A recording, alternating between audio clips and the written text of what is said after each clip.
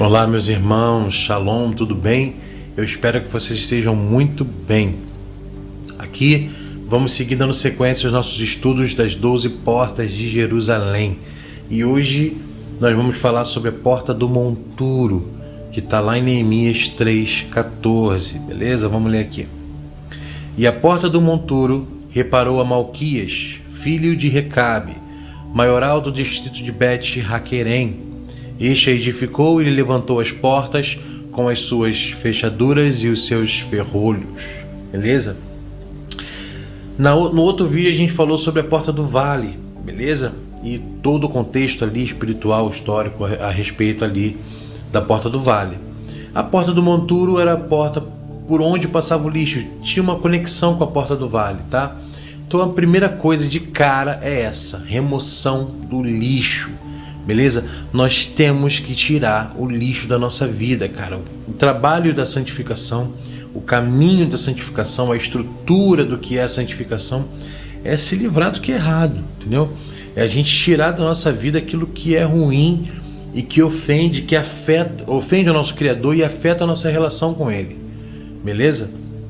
Existem lixos na nossa vida que estão confundidos na paisagem, tá? É uma coisa que a gente faz aqui, né? Com as crianças, às vezes tá lá a caixa de brinquedo lá, cara, mas já tem brinquedo ali que já passou, já quebrou, não tem uso, entendeu? Mas tá lá no meio. Então vira e mexe, pega com a minha esposa, a gente vai lá, olha o que tá quebrado, o que não tá, para dar destino. Temos que fazer isso com a nossa vida, cara. Não deixe as coisas continuarem como estão.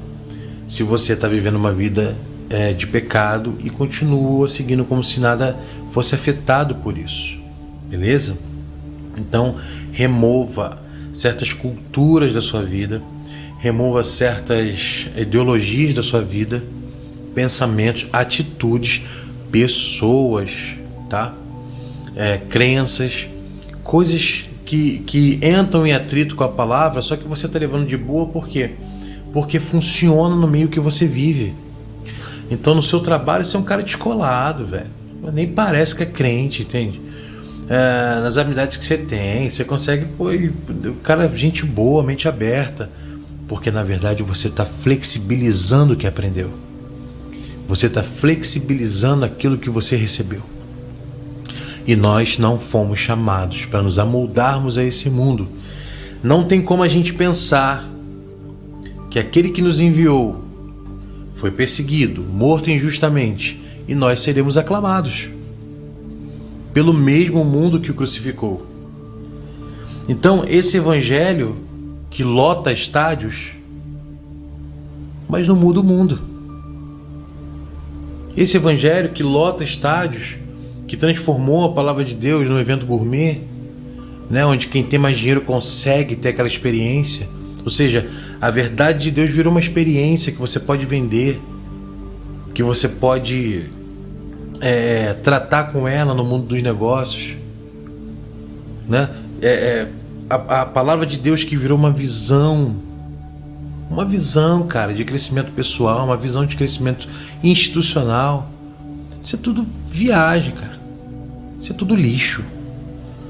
Se apegue ao verdadeiro evangelho que muda a vida das pessoas simples, sabe? E transforma essas pessoas em reis, em sacerdotes. Amém? Porque esse é o nosso galardão. Reinarmos com Cristo nesse sistema onde nós precisamos conviver com as ideias que negam o nosso Criador, que ofendem a Ele, sabe? Será que é nesse mundo que a gente tem que ter glória? Vale a pena abrir mão da verdade para poder receber um tapinha nas costas do seu chefe? Para não ser tirado como o crentão, o maluco, né? Então a primeira coisa que a gente precisa fazer é remover o lixo. Não conviver, remover. Beleza? É a primeira coisa. Um evangelho genuíno, baseado numa lógica bíblica, porque ela se sustenta, beleza? Para que a gente tenha uma vida de paz, E se o mundo não nos ver, se ele não nos enxergar, se ele não nos aceitar, o nosso Criador vai nos reconhecer. Quando o reino dele chegar, nós estaremos com ele, reinando. Amém? A outra coisa é tratar com o pecado. Olha, era importante ter uma porta por onde se passasse o lixo da cidade, certo? Você não ia ficar passando lixo pelo mesmo lugar onde você passa as mercadorias que estão chegando para ser vendidas, onde está passando as pessoas que estão entrando na cidade. Então, se existe uma porta para que seja tirado aquilo que não serve para mais nada, quer dizer que existem coisas que não servem para mais nada. E essas são as coisas que você precisa ver na sua vida. Nós começamos falando, nós temos que remover o lixo. E para remover o lixo, nós temos que entender o que é lixo. Beleza? E nós temos muitas páginas nos explicando o que é o lixo. Tá? Porque Deus nos deu direcionamentos muito claros. Tá? Muito claros para que a gente possa cumprir a vontade dele. De repente na tua cabeça isso pode estar confuso, porque eu estou entendendo aqui que eu estou falando mais para quem já é cristão e já conhece do itinerário, né, do mundo ali, da cultura de quem está vivendo em igrejas, serve em igrejas, mesmo que não sirva numa igreja denominacionada, mas que se reúne em nome de Cristo, à base das Escrituras. Então você sabe que muitas das vezes você se depara com hierarquias, né, que às vezes se diferenciam daquelas que estão estabelecidas ali na palavra. Você lida com visões que às vezes entram em atrito com a simplicidade que o Evangelho traz. E você fica assim, cara, e aí? Mas qual é a verdade, cara? A verdade é que você tem que servir ao corpo, você tem que estar no corpo de Cristo, servindo ao reino, né? O que você reconhecer que não é do reino de Deus, não faz parte daquilo que Jesus trouxe para nós e que ele cumpriu, né? Que vinha da lei, dos profetas, ele cumpriu e nos mostrou um caminho aceitável, né? Se fere isso, aí você não precisa fazer. Você tem que se distanciar, porque você não vai ter desculpa, filho. Quando eu fui fazer o seminário, primeira aula, eu preciso dizer, cara, do que acontece nesse backstage aí. Na primeira aula, me falam, olha, se o teu pastor mandar você fazer, você faz. Mesmo que você achar que seja errado. Tá? Porque depois vai ficar na conta dele. Não vai nada. Ó, é cilada, Bino. É cilada. Corre. Brincadeiras à parte. Cara, isso não existe. Cada ser humano vai dar conta de si. As pessoas foram chamadas por Deus para cumprirem papéis dentro da igreja, não para que você pudesse ser subalternas delas, tá? Como muitos viraram subalternos, viraram empregados de pessoas. Onde na verdade Deus, se Deus queria manter o sistema do mundo e da igreja, ele não precisava mandar o filho dele para morrer, né? Passar a dor que ele passou para que viesse pessoas e tiranizasse a sua vida, colocando medo em você, porque você agora corresponde à autoridade de um homem? É claro que não. Nós respeitamos o chamado das pessoas, respeitamos porque Deus colocou assim, pessoas que exerceriam aquele papel, certo? Para que a igreja tivesse crescimento, para que ela tivesse uma estrutura e tratamento, né? Nós estamos nos tratando, estamos crescendo junto. Agora, se vira uma instituição, cara, se a coisa vira corporativa e você... Ah não, eu estou servindo, eu estou fazendo aqui, mas é pro reino de Deus, tome muito cuidado. Porque às vezes se separam aquilo que você faz pela igreja onde você está e aquilo que você faz pelo reino. Às vezes não é a mesma coisa. Tá? Eu sempre costumo falar, eu converso muito com a minha esposa e tal, que eu falo que é o seguinte, cara, se não for... eu faço de bom grado tudo que é bíblico, ok? Pode ser que não seja bíblico também, mas que tudo bem, tá? Tipo assim, não é uma coisa necessariamente bíblica. Vou dar um exemplo aqui. Multimídia. Não tem como multimídia ser bíblico, né? do ponto de vista técnico ali da palavra, porque não tinha isso. Mas nós montamos um departamento, a gente serve a Deus com o melhor que a gente pode, usando as ferramentas que a gente conhece, para tornar um ambiente de adoração um ambiente mais fácil, né? Para que serve a multimídia na igreja? Para que seja fácil quem está ali ler a letra de uma canção, ler a palavra junto, para todo mundo ler na mesma tradução, para ficar mais fácil o entendimento, né? O desenvolvimento do culto, anúncios, ou seja, você pensa em vários aspectos ali, transmissão, né? Para que o ambiente de adoração seja facilitado nesses moldes modernos que nós conhecemos como culto, certo? Porque o culto ali descrito na Bíblia e o culto que a gente faz hoje dentro das igrejas tem uma diferença, beleza? E aqui eu não vou fazer julgamento desse formato não, né? Porque eu gosto muito do que eu tenho vivido e eu vivi várias experiências muito boas e eu sei que Deus ele se revela onde tem corações honestos clamando por Ele e não necessariamente no formato ou na estrutura, beleza? Então assim, mas o antibíblico eu não faço, meu irmão. Pode ser quem for. Se eu olho assim, o quê? Não, isso não é bíblico não. Eu não faço. Então, separa essas coisas na tua vida. Vai funcionar pra você também. Entendeu? O que é bíblico, eu devo fazer, cara. Querendo ou não, velho. Querendo ou não. E aí entra o detalhe, né? Nessa primeira aula que eu tive do seminário, eu podia ter me dito o seguinte, cara, às vezes você vai ouvir uma coisa que você não quer. Vai ser pedido de você uma coisa que você não quer. Mas se Deus confirmar, você precisa atender. E não simplesmente falou, você faz. Entendeu? Você é servo de Deus. Você serve as pessoas como Cristo serviu as pessoas. Beleza? E não como um empregado de um sistema. Tá bom? Então, separa. Bíblico. Ok, cara, eu faço independentemente da minha vontade. Não bíblico. Só é não bíblico. Não fere nada, só é não bíblico. Eu não consigo olhar para a Bíblia ali e ver aquilo ali explícito na Bíblia, mas tudo bem se eu fizer, porque existe uma eloquência, existe uma razão relevante para que se faça. A minha igreja tem essa visão, então não é ter atrito com a Bíblia, tá tudo legal, você vai e faz, cara, obedece, show de bola, tá? Agora, não é bíblico? Deu aquela pulga atrás da orelha? Não, cara. Sai correndo, filho, não faz não. Isso não vai entrar na sua conta como algo benéfico. Entendeu? Propagar mentira, fazer uma coisa que você sabe que está errada só para poder manter o seu status ali no lugar. Corre, sai correndo, entendeu? Nós precisamos atentar de que não dá para viver de qualquer jeito quando se trata de Deus. Parece que o assunto se desviou um pouco, mas não se desviou. Onde eu quero chegar?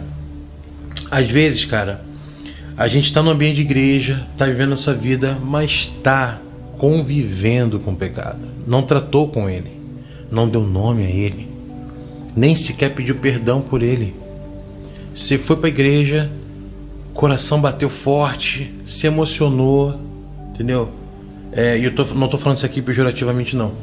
Se emocionou, chegou a hora do apelo, você levantou mãozão, cara, show de bola, quem é cristão e quem anseia por vidas recebendo Cristo sabe como é que é a alegria de você ter alguém falando, eu quero aceitar esse Cristo, quero confessar esse Salvador.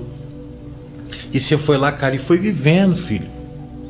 Se for uma igreja mais grande, mais estruturada, você já vai para uma turma específica, você recebe o material e você vai indo, a pessoa vai te ligando daqui a pouco, né? Você está numa célula, você está em alguma coisa, você vai indo, mas não tratou do seu pecado, você está indo com a maré. Você tá seguindo e vai indo. Daqui a pouco, cara, você passa 3, 4 meses, você entrou pro grupo de louvor, tu tá cantando e tá pecando, cara. E tá na masturbação, cara, e tá na pornografia, e tá na mentira, e tá na fofoca, e tá no disse-me-disse, e tá fazendo várias coisas erradas, entendeu? Tá roubando dinheiro na sua empresa, tá cobiçando as coisas do próximo, e tá tocando no louvor, mano. E ó, tá indo. Daqui a pouco tá pregando. É uma célula, você está dirigindo a célula e você não tratou do pecado. Beleza? Tu não consegue nem falar dele.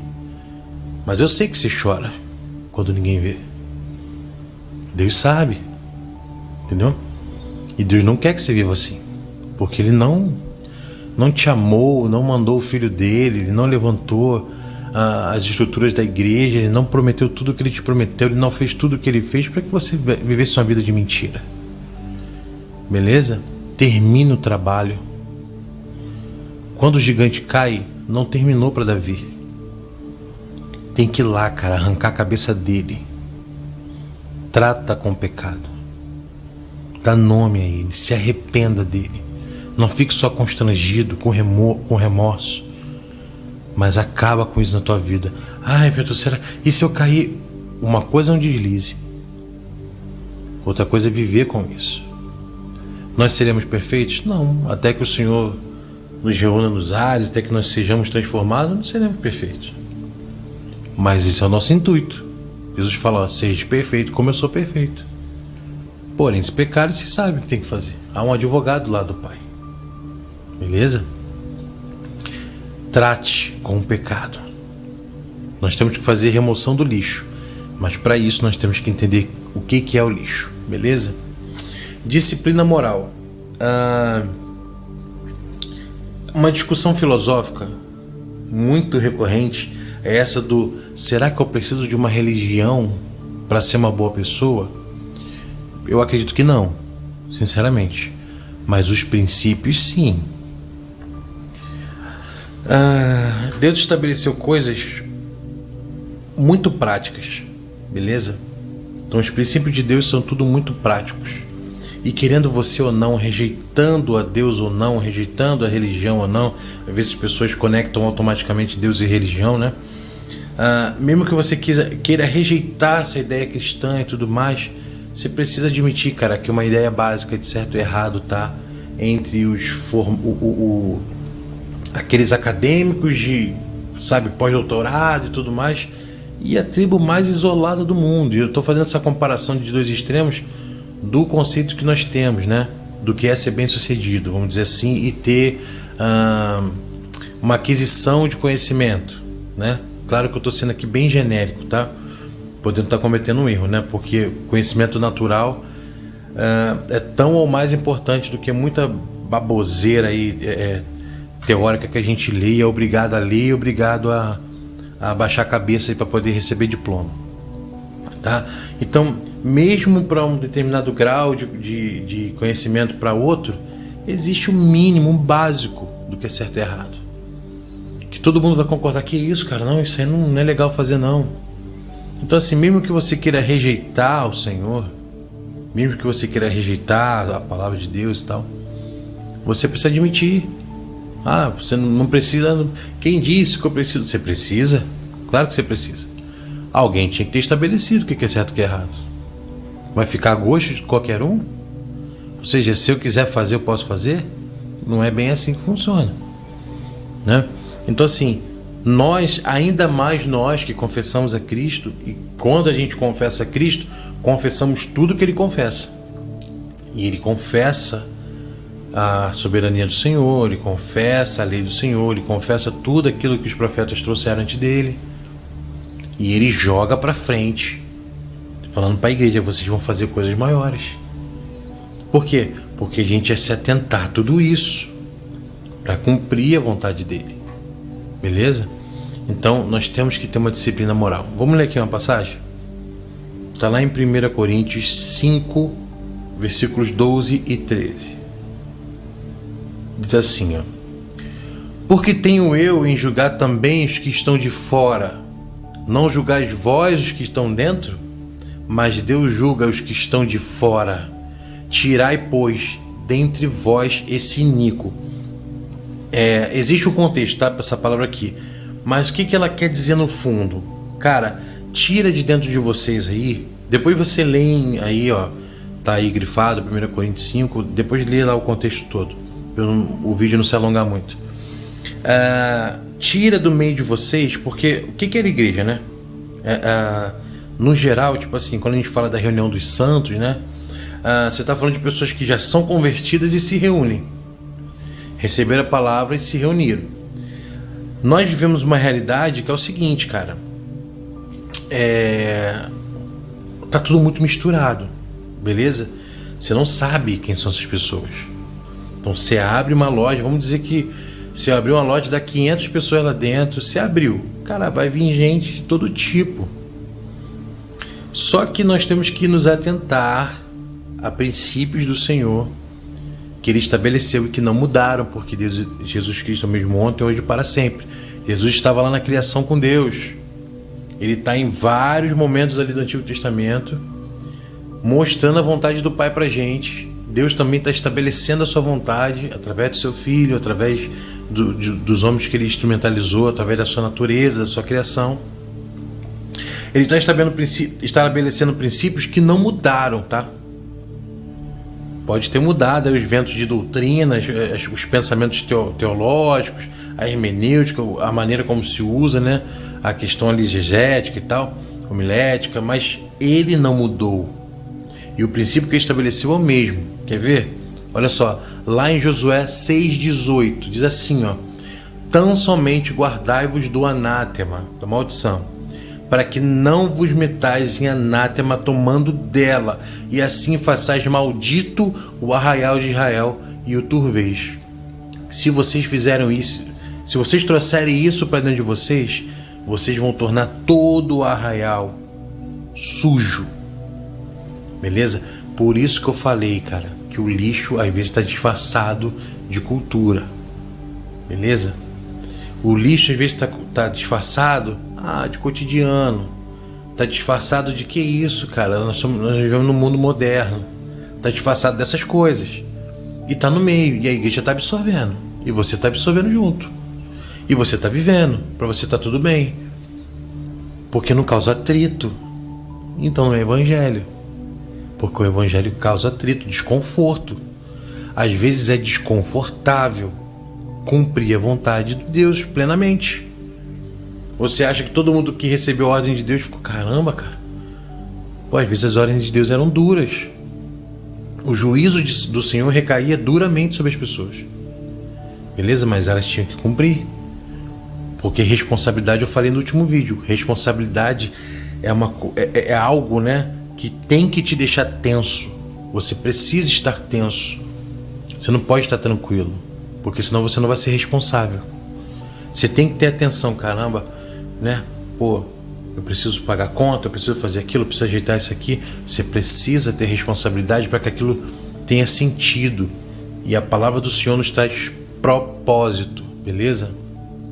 Tira do meio da sua vida, cara, tira do meio da igreja aquilo que é anátema. Ideias, teologias, culturas, condicionamentos, comportamentos, beleza? Porque você quer sair bem nesse mundo. Eu tenho uma triste notícia para você. The winter is coming. O inverno está chegando, meu amigo. Nós estamos vivendo tempos difíceis. Nossos irmãos do passado também viveram muitos tempos difíceis. Mas nós estamos tendo a oportunidade de ver o que muitos de nossos queridos irmãos queriam ver, queriam estar próximo para ver, que é o cumprimento da palavra do Senhor acerca dos últimos dias. É difícil, né, você falar de datas, é difícil falar, tá próximo, é ano que vem, mais 5 anos.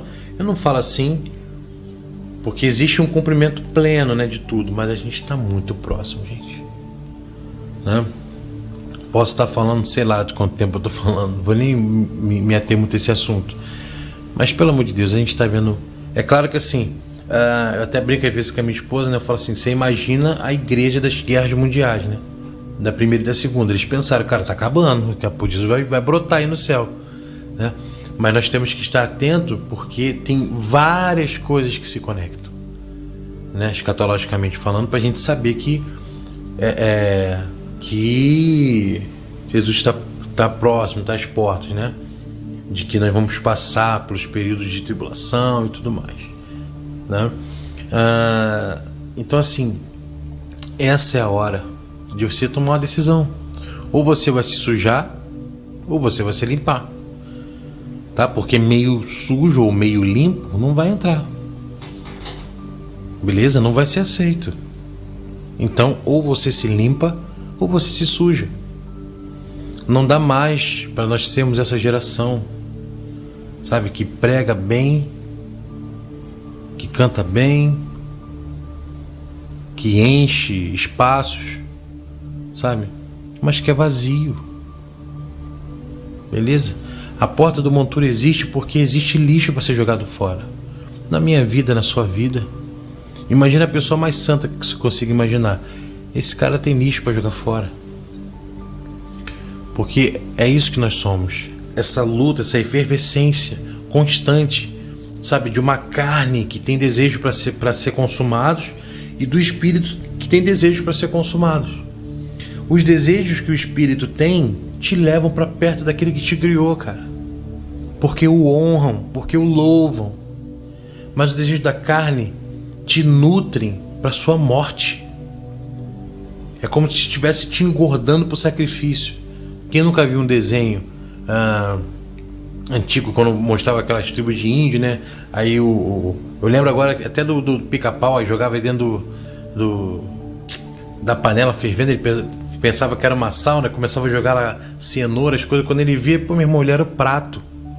E é isso que Satanás está fazendo contigo.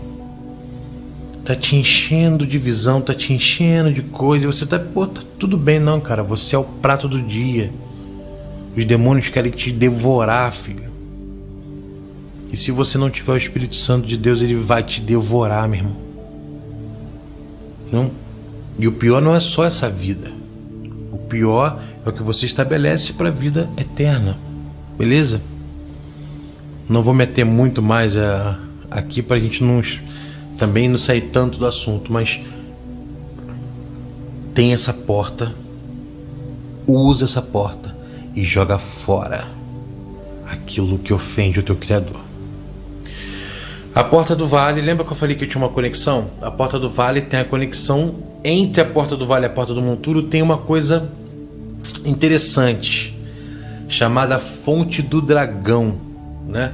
Quem é o dragão? A antiga serpente, a dizer Satanás, o sedutor das nações, tá? Acabei de falar, né? Ele te seduz, cara. Ele, pô, tá tudo bem, velho. Olha, eu sou crente, mas eu sou gente boa com todo mundo, entendeu? Eu tô lá com a galera, pô, ninguém se sente confortável por eu estar ali. Então, meu irmão, tu não é crente não, cara. Entendeu? Porque assim, cara, você tá dizendo que obrigatoriamente eu vou ser uma pessoa que eu vou ter problemas com as outras. Não, a questão não é essa não. Pelo contrário, porque nós somos pacificadores. Jesus fala que no que depender de nós, tenhamos paz com todos, beleza? Mas que paz é essa? É aliança? Não. Jesus não mandou a gente ter aliança com ninguém, a não ser com Ele e com aqueles que estão nele. Então ele vai falar, aqueles que saem de nós nunca foram de nós. Quem não está contra nós está por nós. Lembra quando os discípulos ficaram horrorizados que outros estavam falando a respeito de Jesus? Meu Deus, ninguém pode. Era propriedade deles, como tem muita igreja que se sente proprietário da palavra de Deus. São donos da verdade do Senhor. Foi revelado a eles. Deus estava até agora esperando que esses caras nascessem para criar uma teologia perfeita. Porque até então ninguém fez isso. Deus estava em débito com a humanidade, porque não mandou todo mundo. Jesus veio, mas não fez perfeitamente. Faltava essa galera que redigia um documento que ia mudar a história. Não, pelo amor de Deus. Né? O proprietário da verdade é o dono da verdade, que é a própria verdade, que é o nosso Criador, nosso Senhor, Pai do nosso Senhor Jesus. Então assim, entre a porta do vale e a porta do monturo tem essa fonte do dragão. Onde está escrito? Vamos lá. Lá em Neemias 2,13 está escrito assim, ó: e de noite saí pela porta do vale para a banda da fonte do dragão e para a porta do monturo e contemplei os muros de Jerusalém e estavam fendidos. Imagina a tristeza de Neemias, né? E as suas portas que tinham sido consumidas pelo fogo. Mas aí ele fala o seguinte, ele se deteve de frente para esse lugar, né? Que era essa fonte do dragão. Lembra que a gente falou no vídeo passado da porta do vale de Inom, né? Da adoração que foi dada a outros deuses, das atrocidades que foram cometidas ali, uma vergonha para o povo de Deus, né? Povo escolhido, ensinado pelo Senhor, chegou a cometer aquilo ali e que ficou de alerta para a gente. Se nós não nos atentarmos à palavra, somos capazes das piores coisas. Ele se detém diante da fonte do dragão ali. Ele olha para ela e nós sabemos quem é o dragão. E olha que interessante. Da fonte do dragão, que é no meio daquela tristeza toda, ou seja, né, a porta do vale, com aquela história toda, a porta do monturo, não jorra alegria, não jorra louvor, não jorra suprimentos e não jorra graça. Por isso que eu falei que dá para você ir vivendo uma vida de crente sem ser crente. Tem alegria na sua vida? Você consegue jorrar isso para as pessoas? Isso flui de você para a vida das pessoas? Flui louvor de você para a vida das pessoas? Ou você é um cara reclamão, tudo tem alguma coisa cética para dizer, alguma coisa desinteressante para falar? É até chato conversar contigo. Não jorra suprimentos. Cara, tu lê a Bíblia, tu vai na igreja, mas tu não consegue suprir ninguém, você não alimenta ninguém com a verdade, você não alimenta ninguém. E não tem graça vindo de você. Não tem graça. Não tem alegria nas coisas que você faz, não tem louvor a Deus nas coisas que você faz. As coisas que você faz não alimentariam. Supondo assim, faz o pensamento comigo o seguinte: sumiu todo o material cristão do mundo. Sumiu. A maior parte das pessoas também sumiu. Restou um grupo de pessoas muito pequenas que nunca ouviram falar da palavra. E o que vai ser feito? A gente vai pegar uma filmagem da sua vida durante um certo tempo e vai passar para essas pessoas, para elas entenderem o que é evangelho. Se elas fossem entender o que é evangelho por causa dessa filmagem que te mostra em todos os momentos, você não sabe que está sendo filmado, mas mostra tudo que você faz, cara, quando ninguém tá te vendo, quando você tá longe, quando você tá sozinho com o celular no banheiro, de madrugada, quando você tá fazendo suas coisas, você ia dar conta de transmitir o evangelho para as pessoas com a sua vida? Fica a reflexão, beleza?